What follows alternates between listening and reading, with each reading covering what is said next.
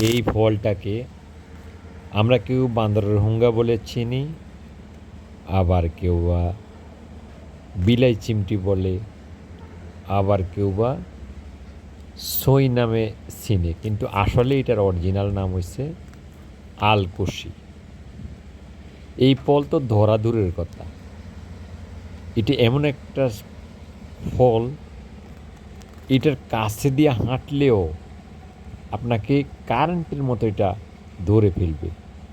কারণ এটার যে একটা চুলকানি, এটার গায়ে যে একটা লোম আছে মানে পশম আছে, এই পশমগুলো বাতাসের মাধ্যমে আপনার শরীরে যখন পড়বে আপনি দেখতে পারবেন না, একটু একটু লাড়া খেলে আপনার শরীরে পাউডারের মতো এসে বসে, সে এমন একটাভাবে বসে আপনার শরীর চুলকাইতে চুলকাইতে চুলকাইতে চুলকাইতে আপনি অস্থির হয়ে যাবেন, কিন্তু এটা চুলকানি বন্ধ হবে না।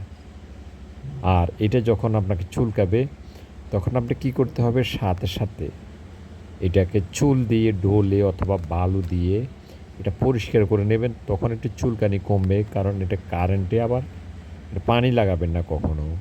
এটা এমন একটা ইয়ে, তার মানে এটা খেয়ে আলকুশি বলে আবার এরা। এটা খুব, এটার পাশে দিয়ে যাওয়ার সময় খুব সাবধানে যেতে হবে, খুব অ্যালার্ট থাকতে হবে, যাতে করে আমাদের শরীরে মোটেও এটা স্পর্শ না করতে পারে। এত পরিমাণে এটা পশলা আসছে, আমি দেখেও খুব সুন্দর লাগলো। আলকুশি বলে সবাই চিনে। এটা বেশিরভাগ হেকিমি কাজে এবং হেকিমি ঔষধালয় এটা কারেকশন করে, এরা এটা সংগ্রহ করে নিয়ে যায়। তারা বিভিন্ন রকমের এই করে এটা ঔষধ তৈরি করে।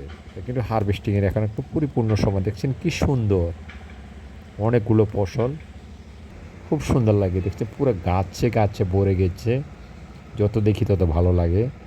আসলেই প্রকৃত সৌন্দর্য, প্রাকৃতিক সৌন্দর্য। Like and comment.